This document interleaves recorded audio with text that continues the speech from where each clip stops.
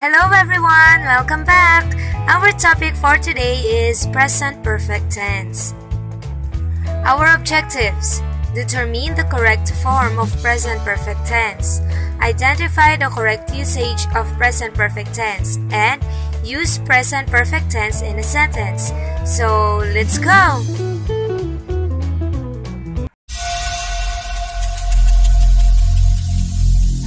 Every single day I'm gonna make something great. That's my way. Every single day. Talk about the form of the present perfect tense. How to form present perfect tense. So we have here a very simple formula. Subject plus has or have plus the past participle of the main verb. Okay, so we have here two examples.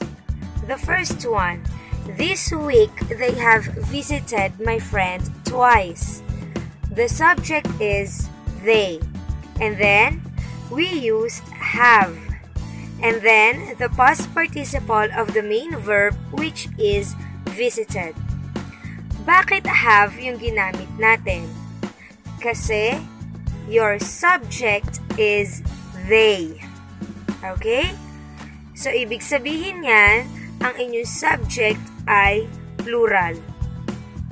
So, we will use have if the subject is plural. Let's have another example. She has worked in this company for 9 years. Tignan natin yung formula.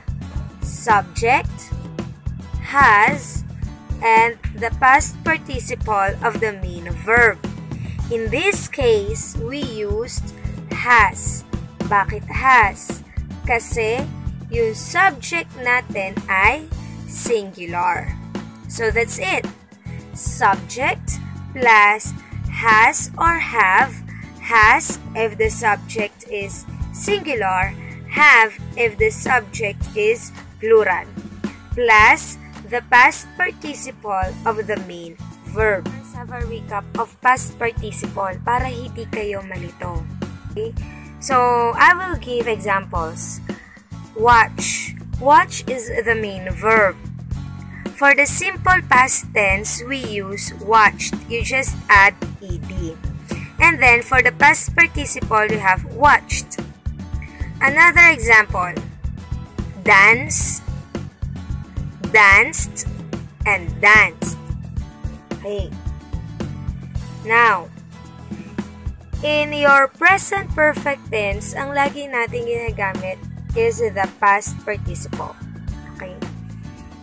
This type of verb, we call them regular verbs.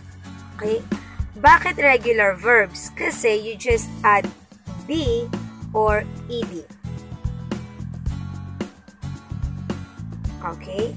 So, if you add D or ed sa main verb, we call them regular verbs. Okay. Of course, we have irregular verbs. For example, win is your main verb. Won is a simple past, and for the past participle, won. Okay? Build, built, built. So, there are cases na magkapareho ang simple past at past participle. For example, won, won. Simple past, past participle, built, built. We call these as your irregular verbs. Okay? Why irregular verbs? Because you change the spelling of the main verb. Okay. Pero, meron din tayong irregular verb na iba ang simple past at iba ang past participle. Here is an example.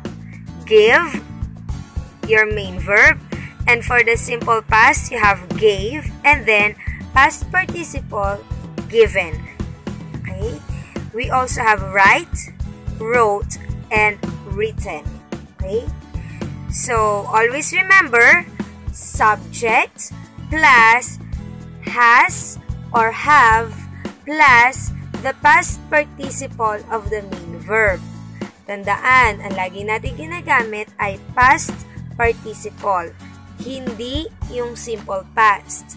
Not the simple past tense, but the past participle. Has if your subject is singular. Have if your subject is plural. So now, let's talk about the usage. Kailan ba natin ginagamit yung present perfect tense? First, actions started in the past and continuing in the present. Example, they have lived in this house for 4 years. So, ibig sabihin, tumira na sila sa bahay na to at hanggang ngayon, nakatira pa rin sila and it might happen in the future. So, they have lived in this house for 4 years. Another example, she has played basketball since childhood. So, ibig sabihin, simula childhood, naglalaro na siya ng basketball at maaaring magpatuloy pa rin yon hanggang ngayon.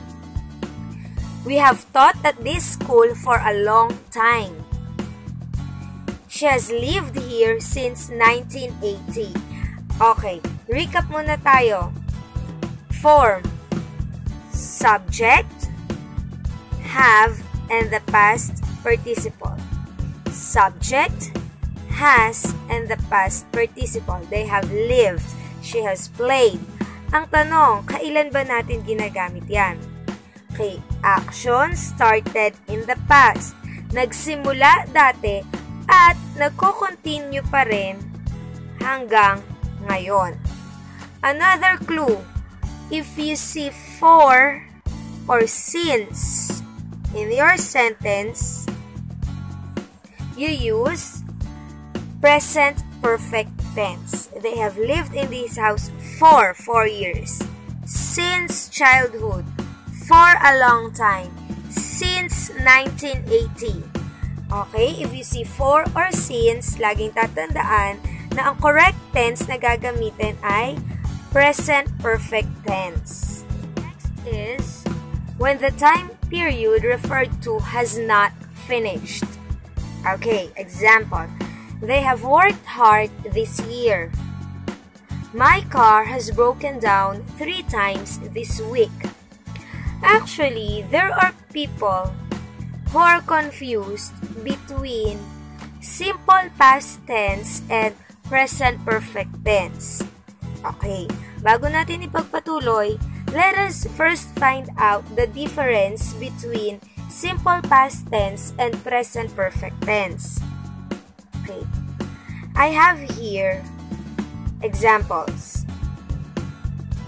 Lagi lang muna nating tatandaan that when we say past tense, we use simple past tense, and present perfect tense, we use the formula subject plus has or have plus the past participle of the main verb. Past tense. Ginagamit natin yung past tense if we are pertaining to finished time. Okay, finished time. Present perfect tense if we are using unfinished time. Okay. Finished time, for example, yesterday, last month, a week ago. Okay, so yun. Unfinished time, for example, this week, this month, this day, okay, this year, unfinished.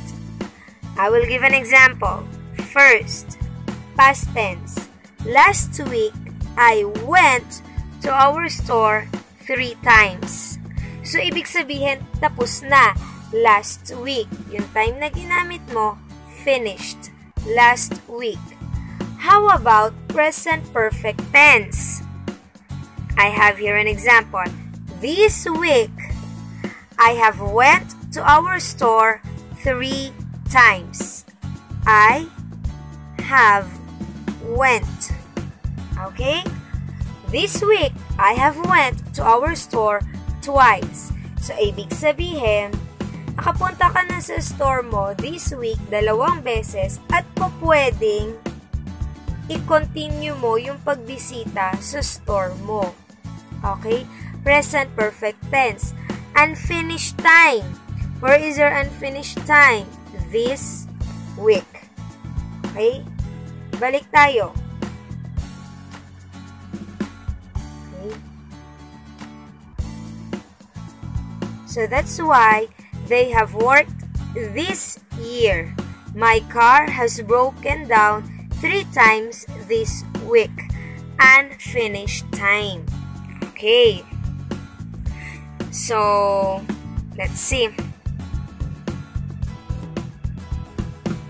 Another. Actions completed in the very recent past. Paano masasabi na very recent past? You have the word just. For example, I have just eaten my breakfast. Katatapos lang. Very recent. Next. He has just left. Kakaalis lang niya. They have just seen her. Kakakita lang sa kanya. We have just sent the email to you. Okay? So, actions completed in the very recent past, you use present perfect tense. Pero, you include just.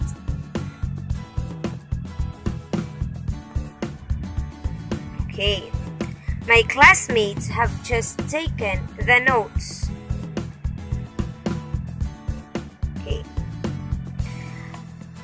Another usage is if you are sharing an experience to us.